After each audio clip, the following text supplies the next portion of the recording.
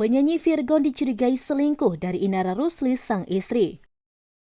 Hal itu diakui Inara saat dihubungi melalui DM oleh warta kotalife.com.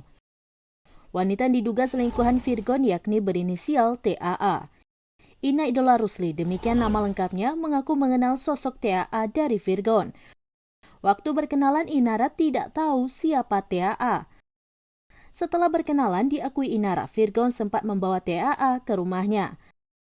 Beberapa bulan kemudian ada warganet yang menginformasikan jika wanita itu diduga selingkuhan Virgon. Inara Rusli belum bisa mengambil keputusan apakah akan tetap mempertahankan pernikahannya dengan Virgon atau berpisah. Virgon menikahi Inara Rusli pada 14 Desember 2014. Selama 9 tahun menikah, mereka dikaruniai 3 orang anak bernama Starla Rea Idola Virgon, Fetli Asyair Virgon, dan Tera Syariku Virgon.